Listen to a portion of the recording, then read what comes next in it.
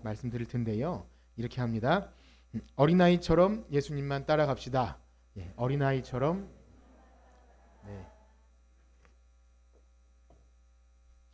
네. 지난주에 그런 말씀을 드렸는데요. 우리가 이 누가복음을 함께 나누시면서 그래도 하나님 말씀인 성경을 본래 저자의 좀 의도를 따라서 이렇게 좀 봐야 한다고 이렇게 좀 서론을 길게 말씀드렸습니다. 기억하실런지 모르겠지만 그런 말씀을 좀 드렸어요. 물론 그런 작업이 우리가 완벽하지는 않는다 할지라도 그렇게 봐야 이 뭐랄까요, 단편적으로 그냥 우리의 실용적인 부분만 쏙 빼먹지 않고 전반적인 예수님의 그 뜻들을 발견할 수 있게 됩니다. 우리가 그런 시도가 좀 어렵지만 멈출 수 없는 것은 하나님께서 사람 저자를 감동하셔서 기록했기 때문에 우리가 또 그것을 파악하는 것은 참 중요한 일입니다.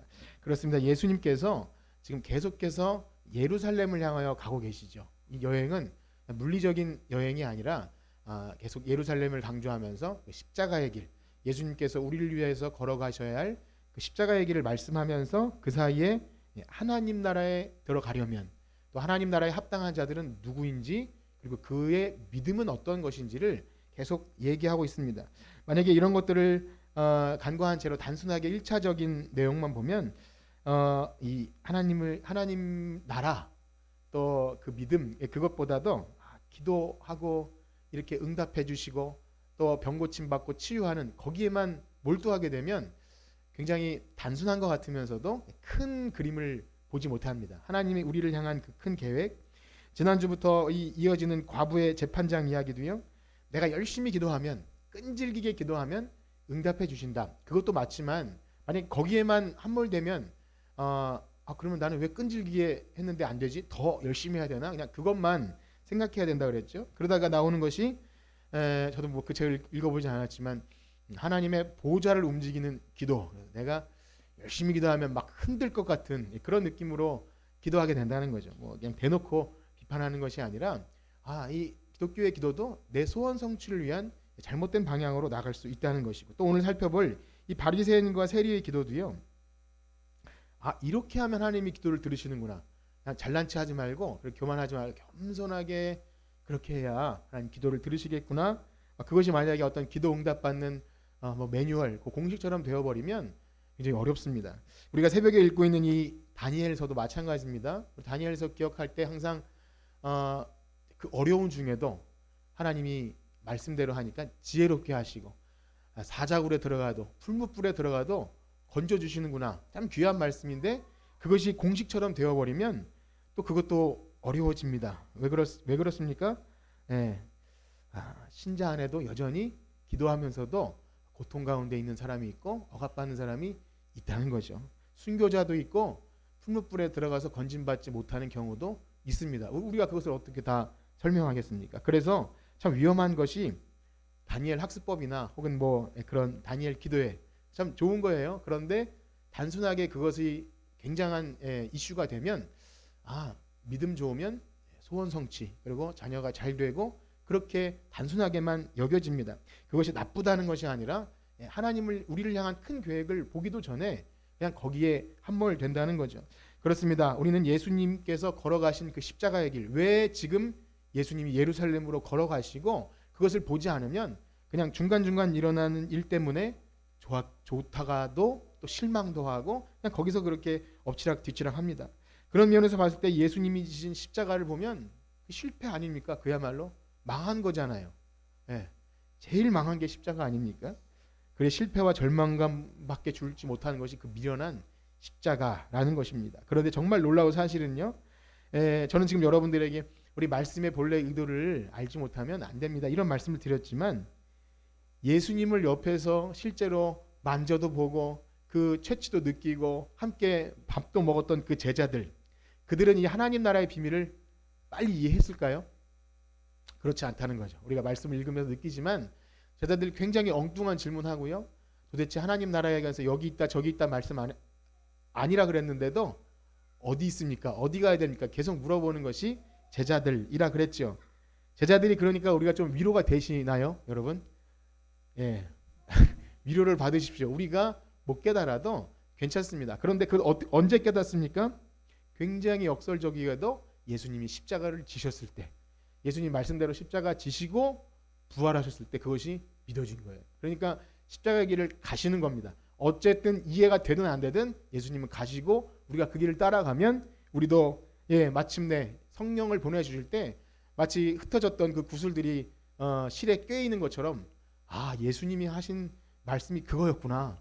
그때 예수님이 살아생전 하신 말씀이 그때는 너무나 우리가 미련해서 못 알아들었는데 성령님이 임하시면 우리 마음이 뜨겁지 아니하느냐. 그것처럼 여러분들 가운데도 그런 은혜가 있기를 축복합니다. 그래서 지금 우걱우걱 말씀을 잘 씹어 잡수시기 바랍니다. 조금 좀 어렵다 이런 부분이 있어도 쭉 하게 되면 하나님께서 우리에게 은혜를 주셔서 성령님의 역사로 말미암아 저자가 성령님이시니까 우리 그렇게 이해시키실 것입니다. 그렇습니다. 오늘도 어찌하다 보니 서론이 좀 길었는데 이런 맥락을 여러분들이 딱 탑재하시고 들으시면 우리 본론은 굉장히 단순하기 때문에 걱정하지 마시고 살필 텐데요. 자, 지난주에 이어서 이 기도의 자세를 가지고 비유를 이어가고 있습니다. 비유를 가지고 첫 번째는 1장 18장 1절에서 18절. 잠깐 물을 한 모금 맡겨야겠습니다. 다른 분들도 얼른 진동을 해놓으세요. 이게 대표로 이렇게 한 분이 전화 오셨으니까.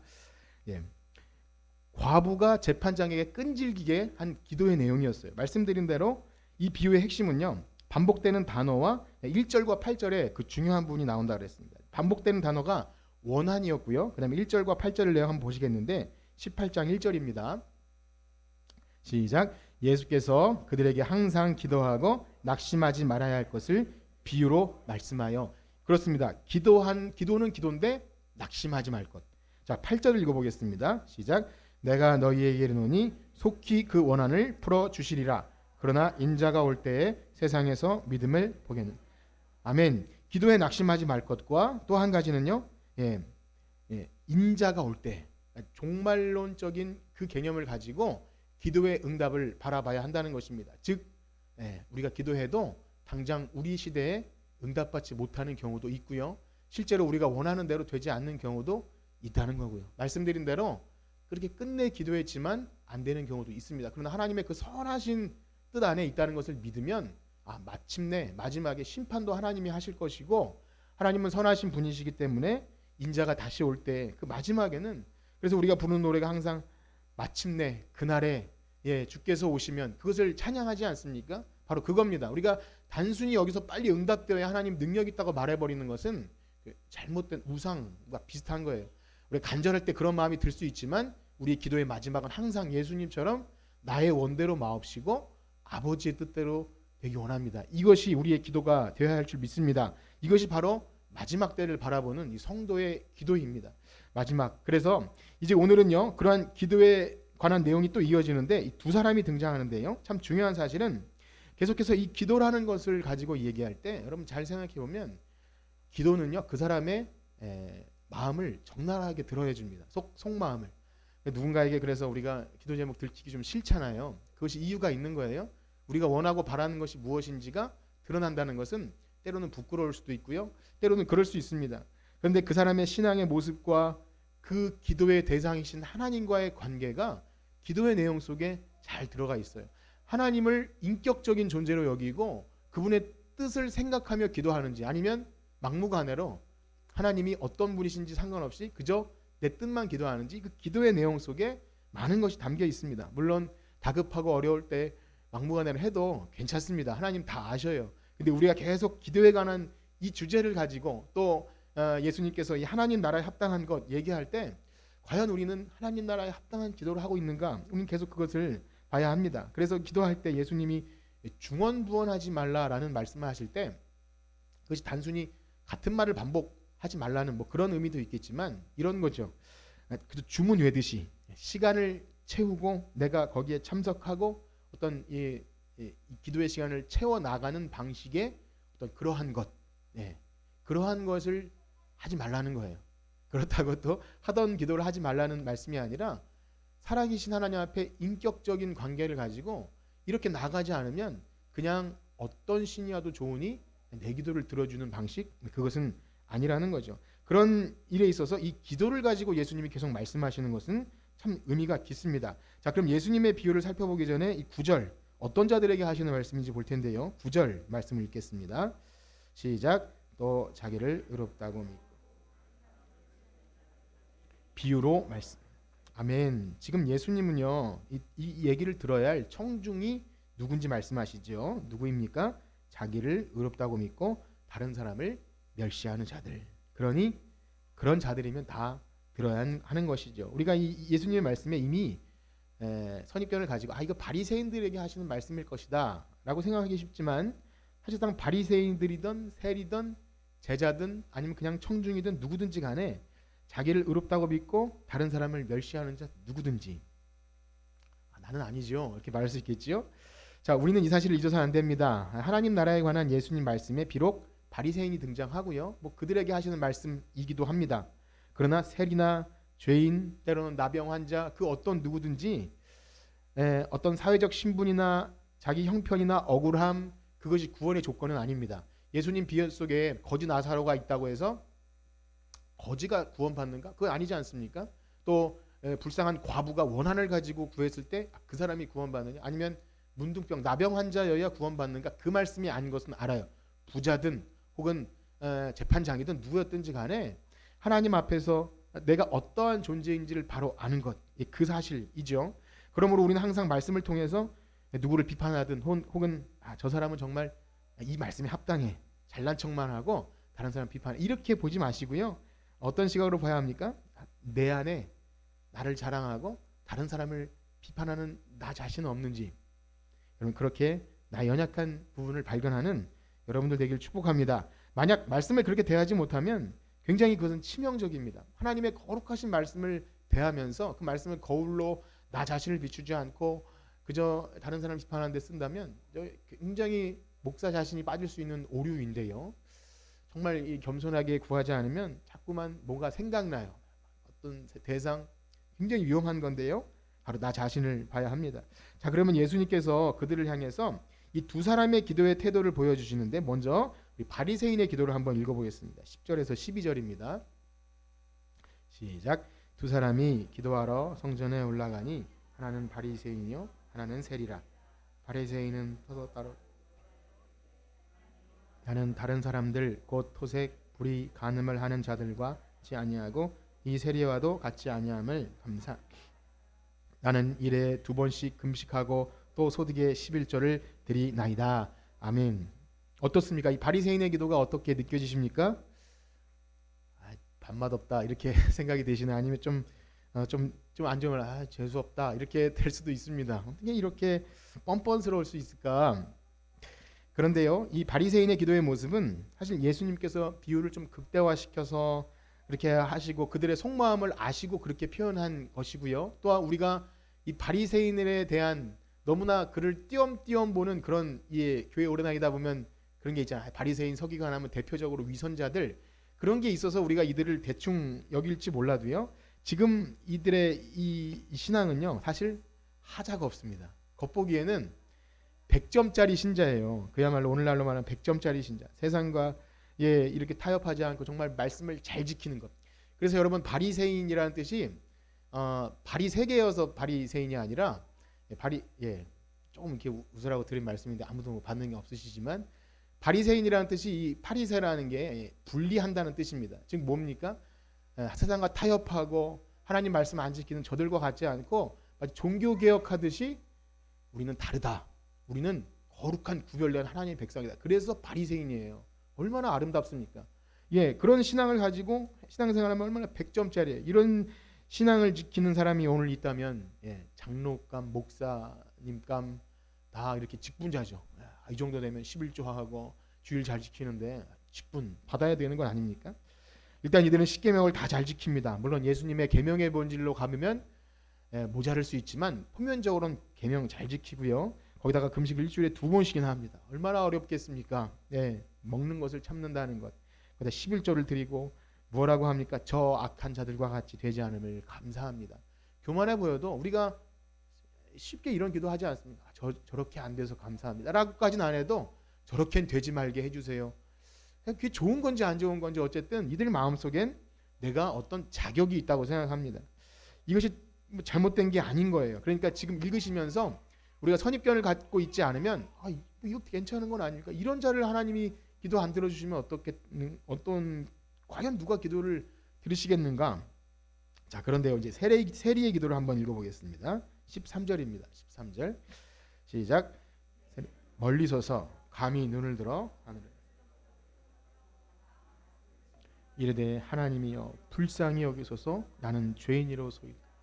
아멘. 세리는 누구입니까? 당시에 사람들이 가장 싫어하고 혐오하는 집단이죠. 오늘날 뭐 국세청에 일하고 세무서에서 일하면 출세한 거지만 당시의 세리는요, 이 식민지를 지배를 하던 로마에 이 자기네 이 혈통을 자기네 이 형제 자매들의 세금을 끌어다가 갖다 바치는 그런 개념이에요. 그렇기 때문에 내가 좀 더 많이 거두면 내 할당량만 채우면 돼서 더 많이 거두면 남는 건 다 자기 것이 됩니다. 그러니까 악착같이 걷어서 그렇게 하는 거예요. 뭐 시대마다 그런 이렇게 그런 사람들이 있죠. 그렇게 일제 부역하든지 어쨌든 식민 지배 받으면서도 그 사이에 낀 사람들 얼마나 미움의 대상이었겠습니까? 바리새인들에게 이들은 아주 혐오의 대상인 거지요.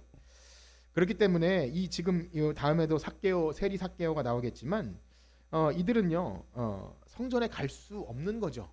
간다고 쳐도 아주 몰래 숨어서 가든지 아니면 뭐 진짜 회심해서 기도하고 싶으면 이 세리처럼 나와서 눈을 들어 하늘을 쳐다보지도 못하고, 왜냐하면 바리새인들은 하늘을 쳐다보면서 양팔을 벌리고 기도하거든요. 그런 그림이 많이 있는데 굉장히 성전에서 양팔을 벌리고 기도하는 그런 모습은 거룩의 상징입니다. 근데 이들은 하늘을 쳐다보지도 못하고 가슴을 치면서 나는 죄인이로소이다. 하나님 나를 불쌍히 여겨주소서. 가슴을 치는 거예요. 우리가 언제 가슴을 치겠습니까? 아주 슬픈 일이나 아니면 정말 뭐 이루 말할 수 없는 고통 속에 있을 때 가슴을 치는 건 아니겠습니까? 그런데 예수님께서 이 둘을 평가하시는 내용이 아주 뜻밖입니다. 우리 14절 말씀 읽어보겠습니다. 14절 시작. 내가 너희에게 이르노니 이에 저 바리새인이 아니고 이 사람이 의롭다 하심을 받고 그의 집으로 자기를 높이는 자는 낮아지고 자기를 낮추는 자는 높아지리. 아멘. 여기에서 지금 예수님의 평가도 그래요. 이에 저 바리새인, 어감이 멀죠. 저 바리새인, 그리고 이 사람, 완전히 예수님 가까이 있는 사람이고 바리새인은 저 멀어요. 그렇게 예수님 좀 편애를 하시는지 모르겠는데 어쨌든 그들의 이 세리의 기도를 들으신다는 겁니다. 그리고 하시는 말씀이 자기를 높이는 자는 낮아지고 낮추는 자는 높아지리라.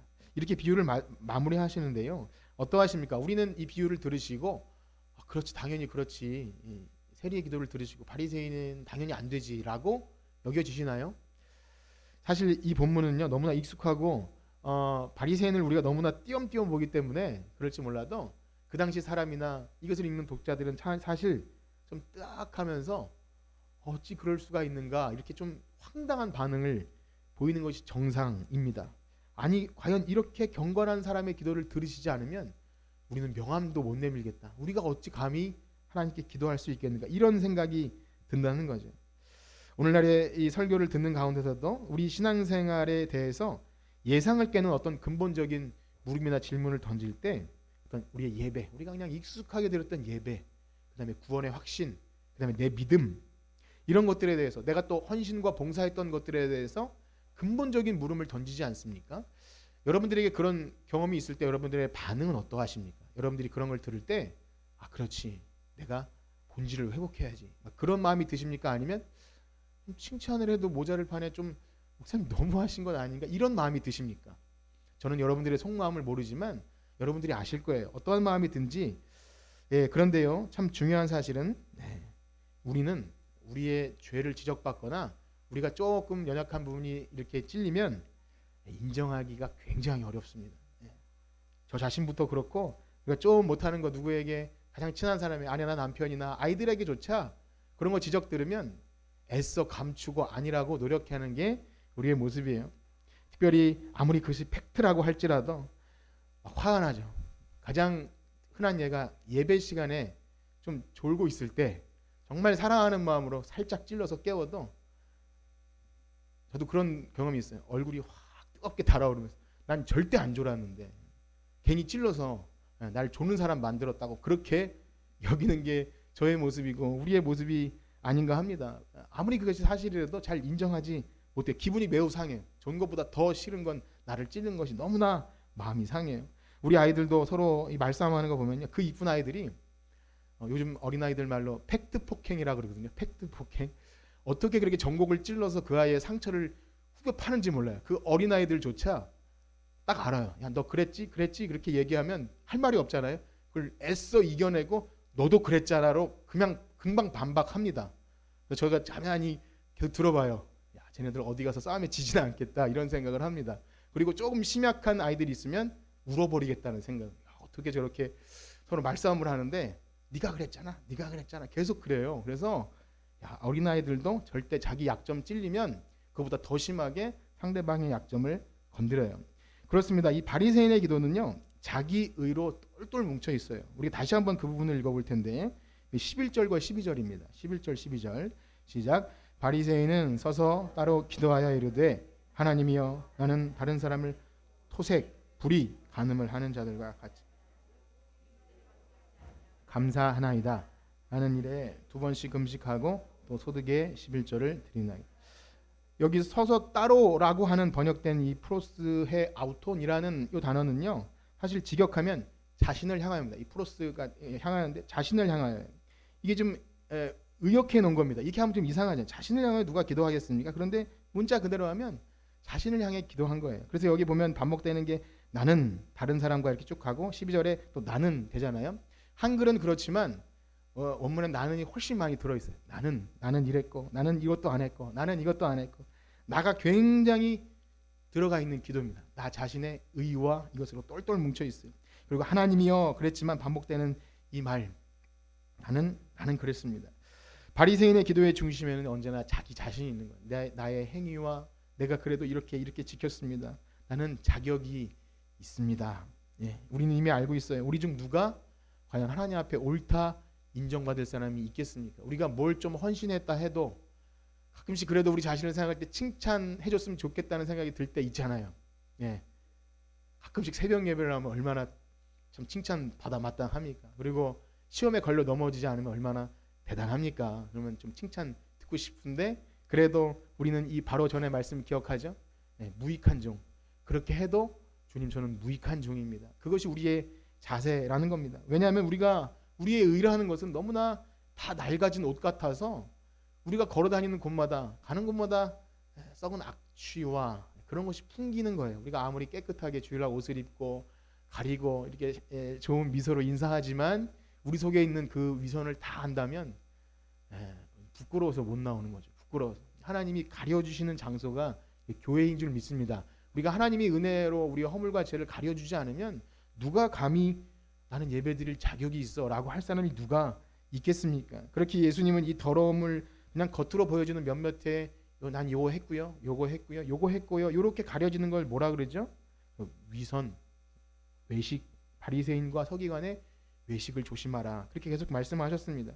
그런데 문제는 이것이 반복되면 그것이 위선인 줄도 모르고 고착되고요. 다른 사람을 평가하고 나는 신앙의 수준이 이만큼 된 것으로 심각한 영적인 병에 빠지게 되더라는 것입니다.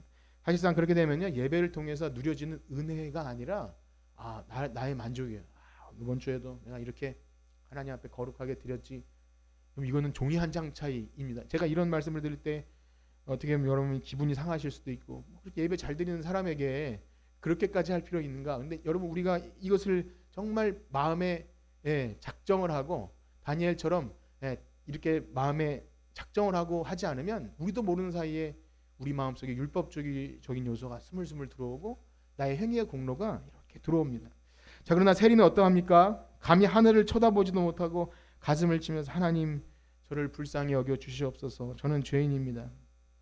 그러니 이 비유는요, 사실 이 사람의 기도는 들으셨고 이 사람의 기도는 들으지 않으셨습니다. 이 세리처럼 기도해라 이런 내용이 아닌 거예요. 이거 억지로 만들어낼 수 없는 건 아닙니까? 하나님이 기도를 들으시려면 이렇게 기도해야 돼. 주님 저는 죄인입니다. 그래서 우리가 이 내용을 듣고 하나님께 나아가는 자는 교만하면 안 되고 괜히 이 바리새인처럼 이렇게 기도하면 안 되고 가슴을 치면서 그래야 되는구나. 그런데 이것이 또 공식화되면 어떻게 되죠? 꾸며낸 겸손이 될 수 있어요. 꾸며낸 겸손, 인위적인 경건. 유대인들은 그랬어요. 금식을 하고 머리에 재를 뿌리고요. 일부러 그럽니다. 가슴을 치고 전 실제로 못 봤지만 천주교인들이 이렇게 내 탓이요, 내 탓이요, 이걸 한다. 내 탓이요. 굉장히 기계적으로 하더라고요. 내 탓이요, 내 탓이요. 물론 좋습니다. 이렇게 해서라도 내 탓을 알면 좋은데 문제는 이렇게 해야 된다. 그게 기도의 공식이다. 그게 아니라 뭐죠? 우리 죄를 위해서 십자가에 달려 돌아가신 예수님, 이 비참한 인생을 위해서 죽으신 예수님을 생각하면 명함을 못 내는 거예요. 참 설 자리가 없어지는 것. 그것이 그냥 이 세리로 대표되는 겁니다. 직업상 세리이고 혐오받는 인물이라서 그것이 되는 것이 아니라 이러한 요 그림, 요 자세, 바로 그렇습니다. 더 이상 내 어떠한 요구 조건과 나의 행위 그 어떤 것이 없어도 하나님의 자비와 은총만이 나를 살게 하십니다. 이것이 아니고는 하나님께 예배자로 나갈 수 없는 것입니다. 그래서 예수님께서 이 세리가 저 바리새인보다 더 의롭다 했을 때 그 의는요, 도덕적이고 혹은 윤리적인 그러한 율법을 잘 지키는 그 의가 아닙니다. 하나님의 의를, 우리가 로마서에서 하나님의 의를 얘기할 때 그것을 착각하기가 매우 쉬운데, 하나님의 의는 무엇입니까? 바로 인간이 이룰 수 없는 그 율법의 요구를 다 이루신 예수 그리스도께서 하신 그 일 때문에 우리에게 이 율법의 모든 만족을, 율법의 요구를 만족시키신 예수님을 보고 우리를 의롭다 하시는 줄 믿습니다. 우리 그 의에 대해서 우리 로마서 말씀을 잠시 읽어보겠는데요. 로마서 4장 1절에서 8절입니다. 우리 한번 교독하도록 하겠습니다. 제가 먼저 읽겠습니다. 그런즉 육신으로 우리 조상인 아브라함이 무엇을 얻었다 하리요?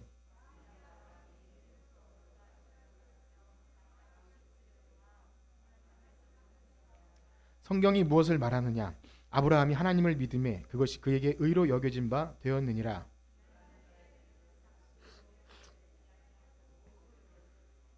이를 아니할지라도 경건하지 아니한 자를 의롭다 하시는 이를 믿는 자에게는 그의 믿음으로 의로 여기시나니,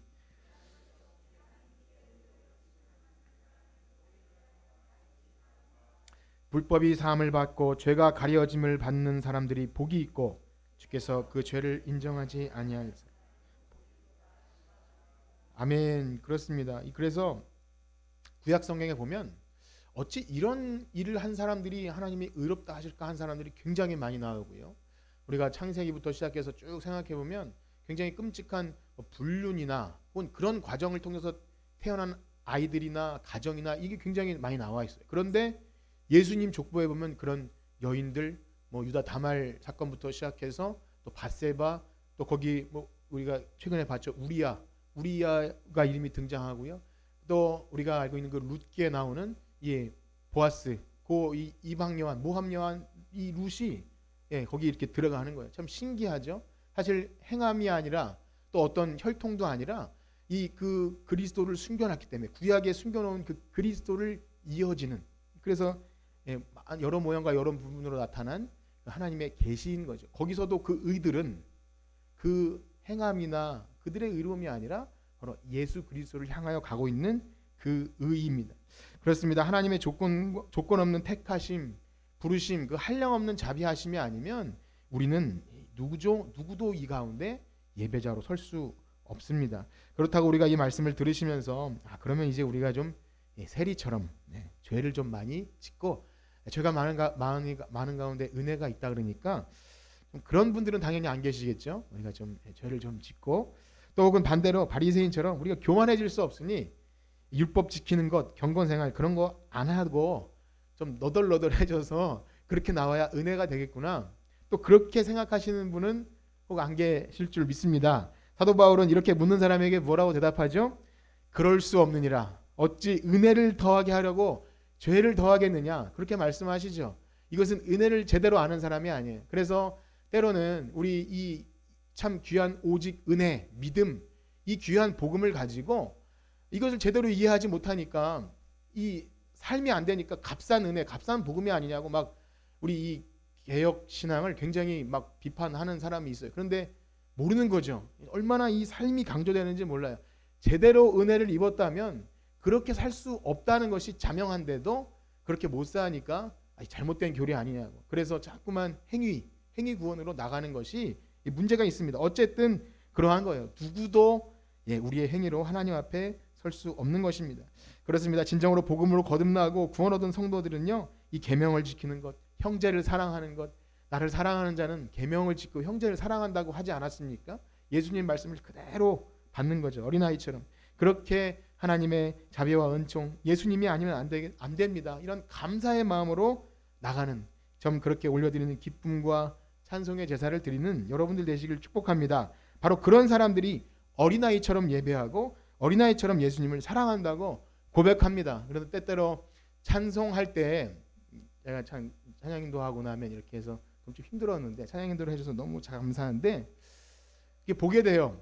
판단은 아니지만 정말 나이나 상관없이 어린아이처럼 찬양하시는 분들이 있어요. 뭐 자기 흥이 아니라 진심으로 찬양하죠. 어린아이처럼. 다윗이 그 법궤가 들어올 때 막 뛰놀면서 했던 것처럼 그렇게 해요. 그것이 뭡니까? 구원의 은혜가 감사한 거예요. 그래서 어린아이처럼 찬양하고 예배할 때도 참 얼마나 기쁜지 몰라요. 그냥 찬송 한 곡을 불러도 얼마나 그게 은혜가 되는지 몰라요. 그 왜 그렇습니까?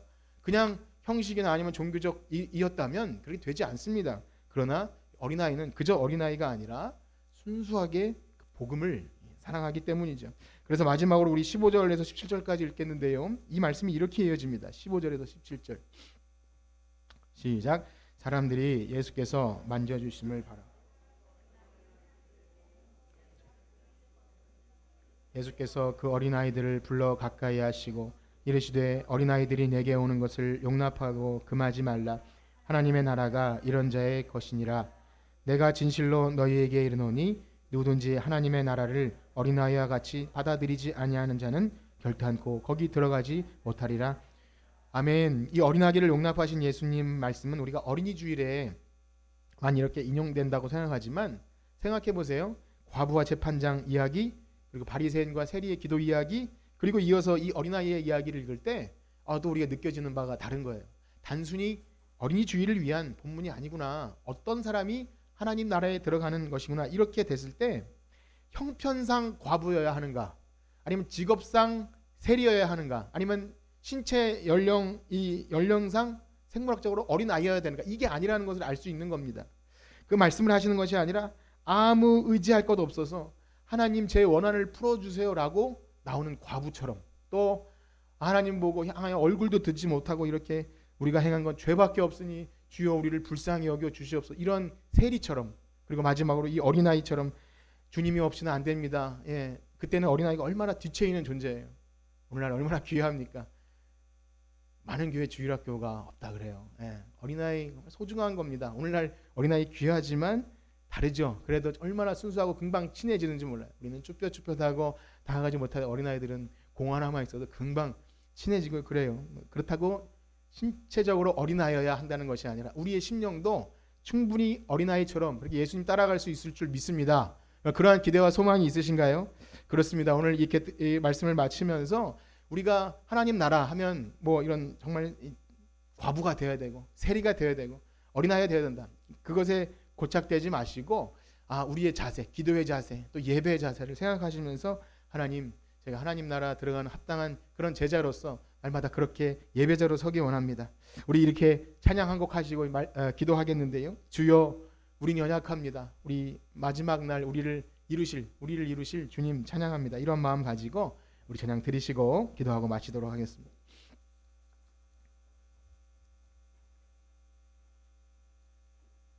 주여 우리는 연약합니다.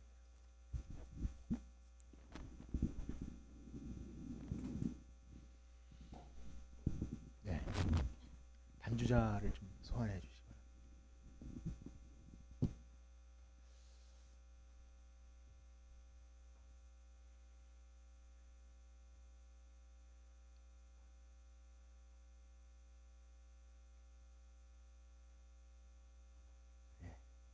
주목받고 싶어서 좀 우리 찬양하고 또 기도하겠습니다.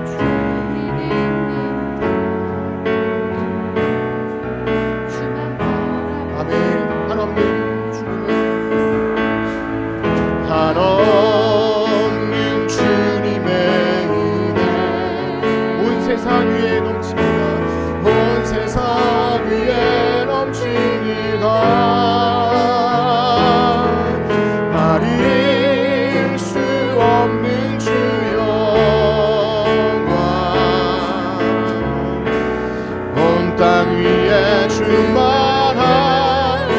주님만이 우린 그 길 따라갑니다. 우린 그 길 따라갑니다. 그날에 우릴 이루시. 다시 한번 고백합니다. 주여 우린 연약합니다. 주여 우린 오늘 힘겨워합니다. 우린 오늘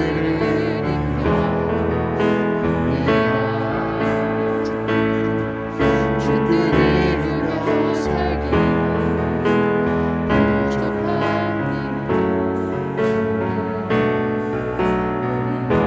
아멘. 주여 우린 넘어집니다. 주여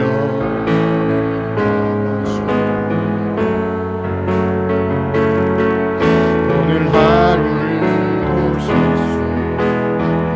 주의 긍휼을 구하는 주의 긍휼을 구하는 주님이 귀하니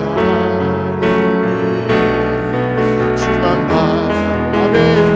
한없는 주님의 은혜, 한없는 주님의 은혜 온 세상 위에 넘칩니다. 온 세상 위에 넘칩니다. 가릴 수 없는 주여 온 땅 위에 충만합니다. 온 땅 위에 아멘. 주님만이 길이오니 주님만이 길이. 우린 그 길 따라갑니다. 우린 그 길 따라갑니다. 그날에 우릴 이루시 주 아멘. 주님만이 길이오니 우린 그 길 따라갑니다. 주님만이 길이. 우린 그 길 따라갑니다. 우린 그 길 따라갑니다. 아멘. 그날에 이루시 주는 완전합니다. 아멘. 우리 들으신 말씀 기억하며 합심하여 기도할 때 연약합니다. 말씀을 이해하기 어렵고 예수님 가신 길을 따라가려 해도 잘 안 되고 여전히 기도 응답이 안 되는 것도 있습니다. 그러나 우리는 마지막을 향하여 달려갑니다. 그날에 마침내 이루실 주님께서 선하게 우리를 인도하실 줄 믿고 나아가오니 하나님 기도하고 낙심하지 아니하며 하나님 우리의 기도에 응답하시며 우리가 겸손하게 나아갈 때 하나님 우리와 함께 하심 믿고 나아가오니 그렇게 주님만 따라가는 제자들 되게 하여 주시옵소서. 우리 주님의 거룩하신 이름 한번 크게 부르짖고 기도합니다. 주여 하나님 우리를 불쌍히 여겨 주시옵소서. 우리는 죄인입니다. 주의 긍휼을 구하는 죄인입니다. 오늘도 주님의 그 자비와 은총과 긍휼이 아니면 우리는 주님 앞에 설 수가 없습니다. 하나님 우리와 함께 하셔서 날마다 주님 따라가는 주님의 제자들 되게 하여 주시옵소서. 우리 귀한 성도들 한 주간 살아가는 동안도 세상 좋은 것 따라가지 아니하고 예수님만 붙들고 따라가길 소원합니다. 말씀 붙들고 따라가길 소원합니다. 기도가 응답되지 않아도 하나님 선하신 손길이 우리와 함께 하심을 믿기에 마침내 마지막에 우리를 이루실 하나님 그분을 믿고 따라가오니 하나님 끝까지 기도하게 하시고 낙심하지 말게 하시고 마지막까지 흔들림 없는 믿음을 가지고 어린아이처럼 주님 따라갈 수 있는 하나님 우리 모두가 되게 하여 주시옵소서. 믿음이 흔들리고 마지막 때 믿는 자를 보겠느냐고 하시니 때 하나님 우리 교회를 사랑하셔서 어린아이들을 불러주시고 귀한 사역자를 불러주시고 우리 귀한 주님의 종들을 불러주셔서 하나님 귀한 예배자들을 불러주셔서 예배케 하시니 감사합니다. 하나님 우상에게 무릎 꿇지 아니한 질천이를 남겨주심처럼 하나님 우리를 사용하여 주시옵시고 다니엘의 새 친구처럼 하나님 우상에게 무릎 꿇지 않고 하나님 예배하는 주님의 귀한 일꾼들 되게 하여 주시옵소서. 하나님 이 길이 너무나 힘들고 고되다 할지라도 하나님 연약하게 되어버리지 마시고 성령님 함께 하셔서 우리와 함께 하시고 능력을 더하여 주시고 주님 주님 앞에 거룩하고 순결한 하나님 제자들로 살아갈 때, 하나님 주님 만나는 그 순간까지 하나님 예배자로 그렇게 날만 살아갈 때 하나님 복된 우리를 통해서 많은 사람들이 의로운 길로 돌아오게 하는 놀라운 역사가 있을 줄 믿습니다. 주님 우리와 함께하여 주시옵소서. 이제는 우리 주 예수 그리스도의 은혜와 하나님의 무한하신 사랑하심과 성령님의 교통하심이 오늘 힘들고 어려워도 예수님을 끝까지 따라가길 원하는 그런 어린아이와 같은 심령을 가지고 주님 따르기 원하는 성전교회 성도들 머리 위에 이제로부터 영원토록 함께 있을지어다. 아멘.